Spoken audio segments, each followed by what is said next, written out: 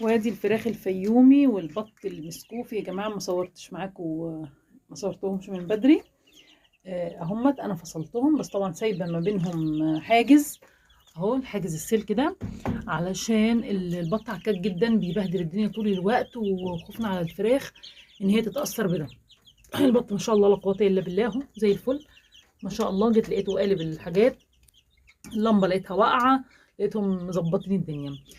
بحط لهم دواء التحصينه بتاع اول 25 يوم اللي بجيبه من عند المكتب اللي بجيب منه البط والفراخ يعني.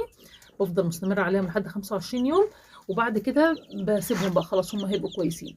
مشغله لهم اللمبه 200 اهي. والوادي الكتاكيت اللي بتوعنا الفيومي هم كانت حالتهم صعبه شويه الفتره اللي فاتت، كانوا كيشانين طول الوقت، حتى فيهم لسه واحد كيشان اهو ده، بس الحمد لله الوضع احسن. لما فضلت احط لهم التحصينه الاولانيه بتاعت اول ما بجيبهم يعني، بحط لهم التحصينه، لقيتهم كيشانين طول الوقت ومش عارفه مالهم. فصلتهم عن الفراخ البيضه وفصلتهم عن البط، وبرده كانوا كيشانين. زودت اللمبه بعد ما كانت 100 خليتها 200، وكمان رحت للبيطري جبت لهم رافع مناعه ومضاد سموم. ما شاء الله لا قوه الا بالله اهم بقوا زي الفل، هم حالتهم العامه الحمد لله كويسه. فلما بنلاقي في حاله في الفراخ وهم لسه صغيرين، عالجي، لازم تجيبي علاج. الخلطات والوصفات ساعتها لوحدها ما بتجيبش نتيجه. هم في اوضه واحده هم الاثنين اهو، يعزل ما بينهم السلك ده بس. طبعا اللمبه عامله دفا، البط ما بيحتاجش دفا قوي زي الكتاكيت الصغيرين، البط بيبقى مناعته اقوى شويه، بس الدفا واصل له برده لان اللمبه يعتبر مشتركه ما بينهم هما الاثنين اهي، مش بعيد عنهم ولا حاجه. طول الوقت بحط لهم الجير واحط لهم التبن علشان يفضلوا دافيانين وكويسين. حتى بس فرشه الفراخ الفيومي اغلب الوقت بتبقى ناشفه زي ما انتم شايفين كده، مش بتبهدل الدنيا زي الفراخ البيضه وزي البط.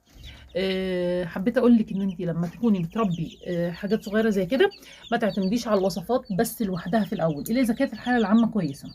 لكن لقيتي وضع زي اللي انا لقيته، كيشانين، بردانين، اسهالات، في اي عوارض قدامك مش مظبوطه، لازم فورا تجيبي علاج. فانا لما لقيتهم كيشانين كده رحت البيطري قال لي في اسهالات، قلت له مفيش اسهالات، بس هم كيشانين طول الوقت، مهما بدفي مهما بعمل كيشين برضو. راح مديني رافع مناعه ومضاد سموم، علشان ممكن يكون اصلا البيضه بتاعتهم مش مظبوطه من الاول، فتضيعي فراخك ليه؟ الفراخ دي مات منها 3 في شويه انه كيشانين واحط لهم مش عارف ايه، لا لازم تعالجي فورا، وخصوصا هم عمرهم صغير. امتى ما بنعالجش؟ لما بيوصلوا العمر الكبير ما بنعالجش، لان بيبقى خلاص هنذبح، فمش عايزين ندخل ادويه لجسم الفرخ، فبن ايه بنزود اعشاب ونذبح فورا.